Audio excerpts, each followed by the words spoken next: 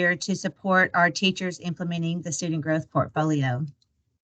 In today's meeting, I want to talk to you about how your teachers' portfolio scores are calculated. And we're going to go through all of the reports that you will need to access to analyze your teacher's scores. And then we'll talk about next steps and support.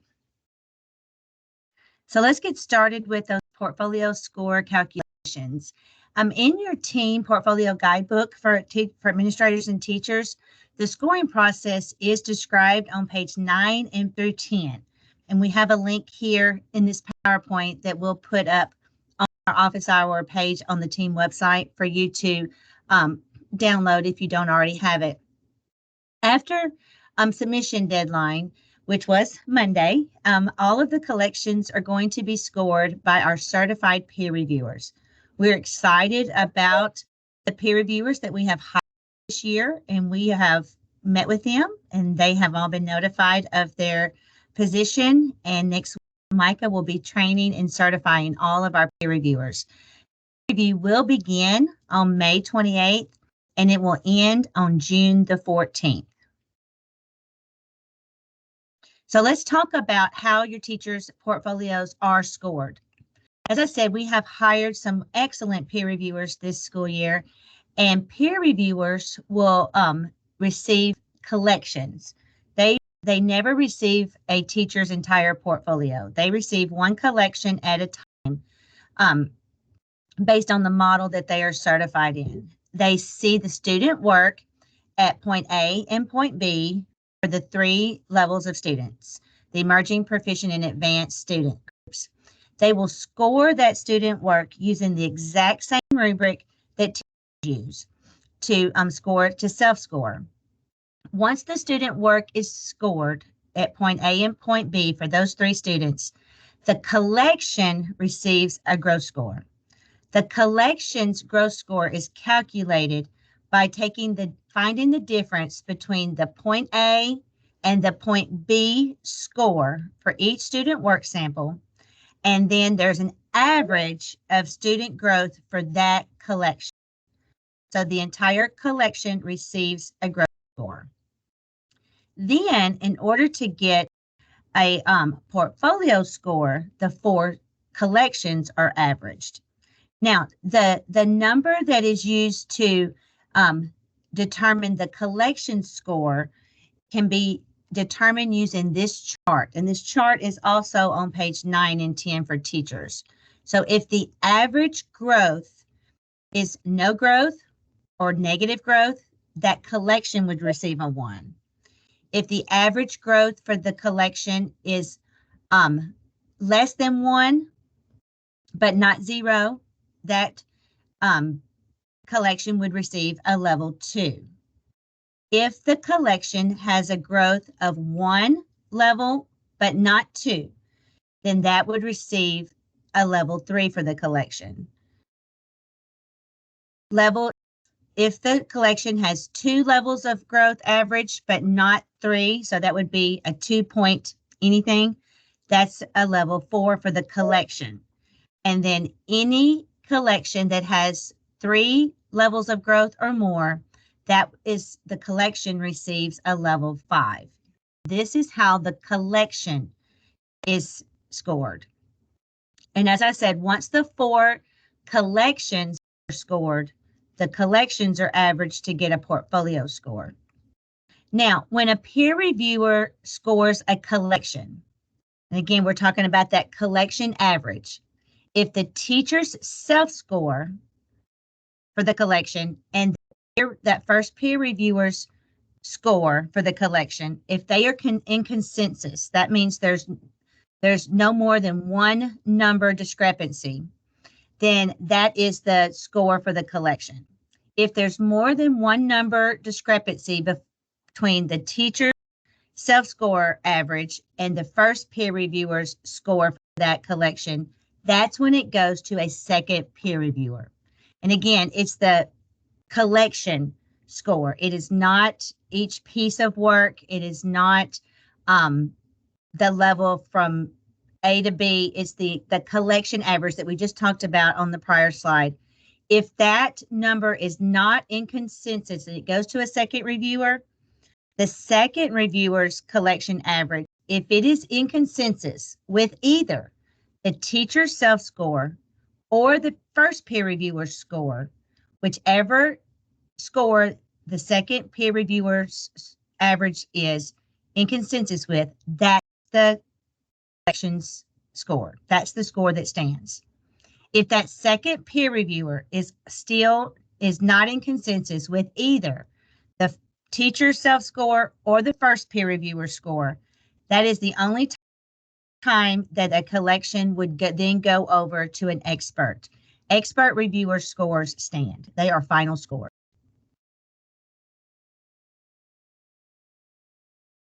The teacher's portfolio score is calculated by taking those 4 collection scores and taking the average of it and applying it to our chart that is on page 10 in the guidebook. That is the teacher's portfolio score, and that it will be their 35% for their LOE. This is the chart for the portfolio scores. So if the 4 collections average falls in this range, 4.2 to a 5, that's the portfolio score of a 5. And you can see each of these averages. So when you take those average of the 4 collections and then apply it to this chart, this will be the portfolio score. Now, in your portfolio score reports, this is where you will be able to view the final score. You'll be able to view each collection's average, and you will also be able to view how the teacher self-scored each piece of work, A and their point B. You'll be able to see how the peer reviewer scored each piece of work. So I'm going to take you through this afternoon how to read these reports and how to understand them when teachers come back and have questions about their final score. On June the 18th, that's when these score reports will be available to you. You will be able to view your teacher's final portfolio scores as well as all of these reports around the collections and their point A and point B scores.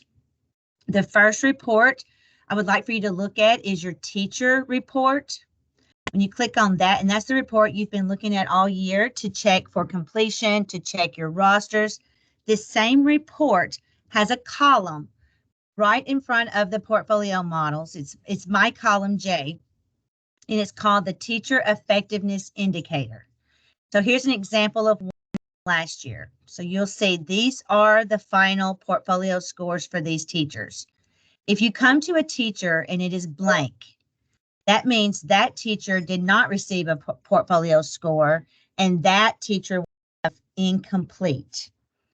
Always remember before you pull reports and analyze them that you filter your was access removed to 0. Teachers whose access was removed, you don't want to look at them because they would also be blank, but if their access was removed, they're not receiving an incomplete. So only the teachers when you filter, and we have sent you emails, so you should already be aware of who these teachers are that are going to be incomplete. So make sure if you have not received that information from us, that you let us know. Teachers will be able to see their score 1 week after you do. So before your teachers receive their score in the platform on June 24th, if you have questions, please notify us at portfolio.questions so we can check anything that you're concerned about. And then on June the 24th, your teachers will be able to log in. This is a teacher page. And under their My Collections, there's a tab that says My Score. And that's where you'll say this teacher had a final portfolio score of a 5. So the number on this page is their final portfolio score. Teachers who are incomplete, who did not get a portfolio score, this is what they will see. That their portfolio was not submitted for peer review. The only portfolio collections that go to peer review are those that were complete. Incomplete portfolios do not go into peer review.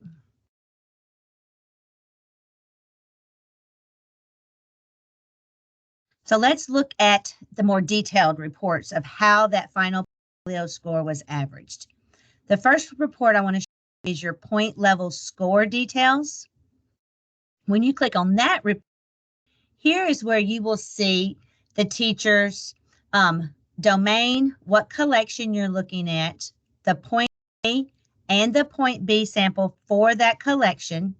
And remember, there's 3 samples in each collection: emerging, proficient, and advanced. So just looking at this first row, you'll see the teacher's self-score at point A and point B for emerging, at point A and point B for proficient, at point A and point B for advanced. Now, the discrepancy I was talking about is in the collection. So if you see a discrepancy of more than 2 in the samples, that is not what sends it to second peer review. It's the average. So, for example, the level of growth from 0 to 7 would be 7 levels of growth.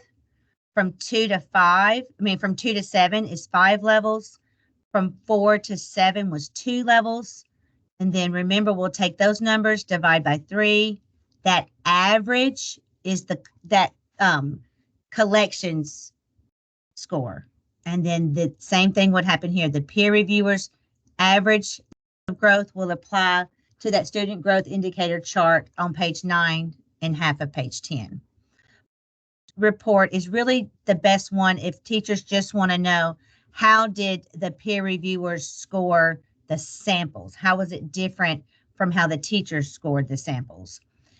This particular teacher here, this math collection, you can see that it did need to go to a second peer reviewer. You can see the scores the second peer reviewer gave this student work. And then here's an example of a pre-K ELA collection, foundational literacy collection. You can see that it went to expert review. So it had 3 different reviewers to score this student work. And the expert reviewer scores are the ones that will stand. The collection level progress report is where you will see the average for the collection for every teacher's 4 collections. So let's look at this. Remember, the growth score is that average of the moves from point A to B for those 3 different students. So just looking across here at this pre-K foundational literacy collection. And I also just want to reiterate, a peer reviewer scores a collection. So this may be the same teacher who has 4 collections, and these may be 9 different peer reviewers, because it's only the collection that this peer reviewer one scored. A different peer reviewer scored the reading collection for this teacher. A different peer reviewer scored the counting cardinality, a different second one, and then we have a set of experts. But you can see here that the teacher's growth score for foundational literacy was a 3, and the peer reviewer one score was also a 3. So that 3 is what stood. You'll see here in the final growth score for that collection is a 3. And then here's an example of where the teacher's growth score was a 5. The first peer reviewer's growth score was a 1. That is definitely more than 2 levels discrepancy. So you can see it went to the second peer reviewer. The second peer reviewer's average was a 3. That is still not in consensus with either the first or the teacher. So that's why it went to expert. And in this scenario here, the expert reviewer's average was a 5, which was exactly the same as the teacher. So that's why the teacher's collection received a 5, because expert reviewers always, their score is always the final score. You can see some examples here of where it went to the second reviewer. And in some cases, the second or the expert reviewers are in consensus with the teacher. Here's an example where the second reviewer was in consensus with the first reviewer, but because the second reviewer's score was a 1 and they were the second reviewer, this collection received a 1. You see that same thing happened here. the second reviewer and the first reviewer, both their averages were 5, which was actually higher than what the teacher's was. The last reviewer to score, that's the score that stands. Here's some examples of where they are in consensus, so it did not go to a second reviewer.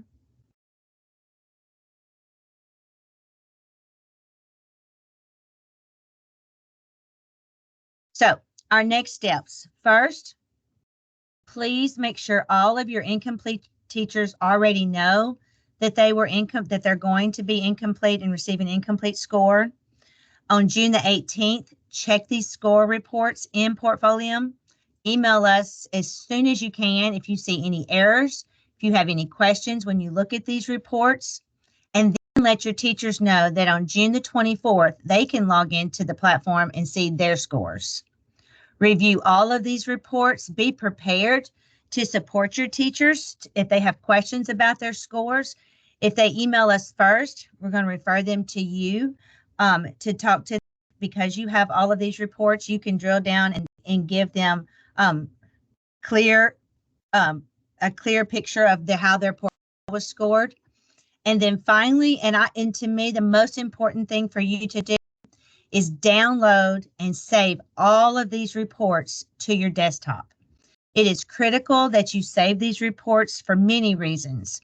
A few things that have occurred in the past, and you may not be planning to not return to your district, but there have been cases where the district portfolio lead does not come back or does not have this role, and then the new portfolio leads cannot access. The only people who can access these reports are those of you who are currently district administrators for 23-24 in the platform. So save all these reports. Your testing coordinators may want some of these scores. Directors of schools sometimes ask for these scores, so make sure you save them. Also, I'm very excited to tell you another reason why I want you to save them. Beginning in the 24-25 school year, we are going to have a new platform. So we will no longer use the Portfolium platform. We have a new platform. We are very excited about it. We have been developing it. The changes that are being made are all changes that you have asked for or teachers have asked for. The view in the new platform, TN Portfolio, is going to look very similar and in some cases identical to what they're used to in Portfolium. So it should not be a drastic visual difference, but we will have a new platform. Another change that's going to happen in this new platform is teachers will log in with their TDOE SSO account. So keep that in mind as you begin the school year, and as we will begin training all portfolio leads on this new platform this summer. Keep in mind, teachers need to be using their SSO account. Teachers need to know what their SSO account is. So again, we're very excited. We've enjoyed developing this platform, and I'm excited about the changes that we'll see in our new platform. So also, as we begin thinking about next year, as I said at the very beginning, this year went by so fast, and you all have done an excellent job being portfolio leads. But as you know, the superintendents and the evaluation configurators will begin making their choices for the upcoming 24-25 school year very soon. So the evaluation configurator training day where they are beginning to look at what this is going to look like. So be sure you are working with your director of schools and evaluation configurators to discuss what portfolios are you planning to implement next year. We have pre-K, K, 1, 2, PE, world language, and fine arts portfolios. If you receive VPK money, you are required to either do a student growth portfolio or the alternative growth measure, which is the universal reading screener that your district or charter uses in pre-K and in kindergarten. The other models that I mentioned, first, second, fine arts, and world language, are all optional, but they are choices that your district or charter is going to need to make within the next few weeks. So that will occur in T-Encompass again this year, where those choices will be made. LEA contacts will be submitted in T-Encompass, and that is where we find out who the portfolio leads are. So be sure you're working with your configurator to find out if you are going to continue as the portfolio lead, if there are other people who are also going to assist in being the portfolio lead. The people in the LEA contacts named portfolio leads, those are the ones who will be invited to the July 11th portfolio lead office hour. And that office hour is where we will introduce the new platform and begin your training.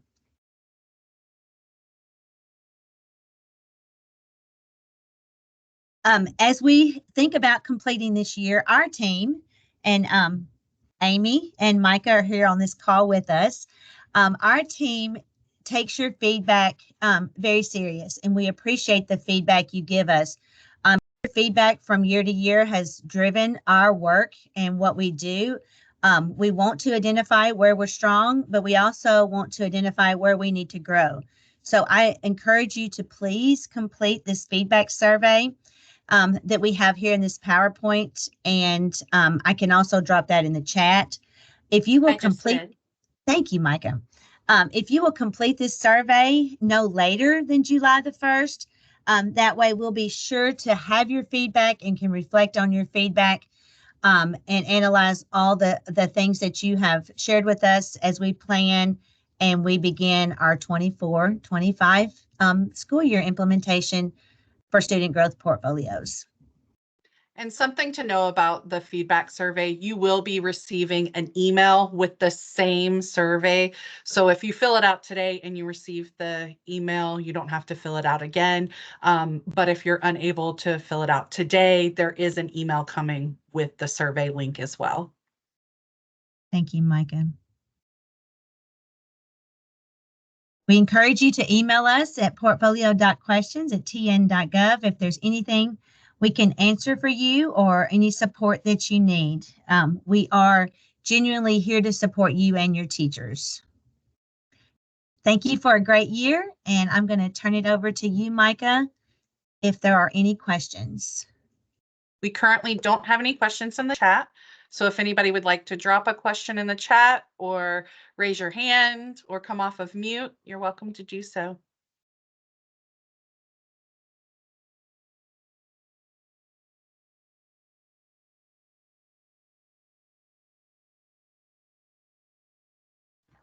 I have a question. Yes, ma'am. For the teachers who did not complete their portfolios and will not generate an LOE score, what are the repercussions of that action outside of not having an LOE? As far as from the department, that is the repercussion. When the scores go into T-Encompass, a teacher's LOE is made up of observation scores, achievement scores, and growth scores. So if the growth score for portfolio has incomplete, and it will actually say the word incomplete, then it doesn't have the 3 components to the LOE. Without an LOE, next year when pacing occurs, teachers with no LOE, state board policy states that without an LOE, teachers pacing is on full pacing. So that will occur. As far as at the district level, districts have and charters have different policies as far as doing the things that are required, being in compliance with the requirements. So it would be the same things you would do if you had a teacher who refused to give the TCAP, or a teacher who did not do anything that you have mandated. And again, the student growth portfolio is a high stakes test, just like the TCAP. I would also encourage you to share with your principals the information around teachers who did not complete a portfolio. And I have had cases where principals include this as part of the professionalism score, specifically around teachers who just refuse to complete. Does that answer your question, Ms. Collins? It does. Thank you. You're very Tracy, welcome. I'd like to add one other thing. Yes, ma'am. Teachers generate PDP points from their LOEs. So if your teachers are not generating an LOE, then they won't be able to earn PDP points to renew their license. Okay, that's very helpful as well. Thank you.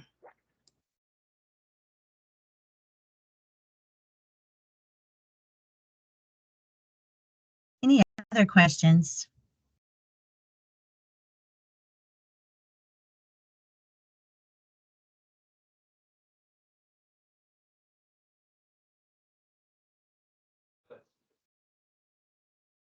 Well, if there are no more questions, I hope you have a wonderful afternoon. I hope you all were safe during the storms we had across Tennessee last night, and have a great summer. And look forward to working with you and those that are implementing portfolios for the 24-25 school year.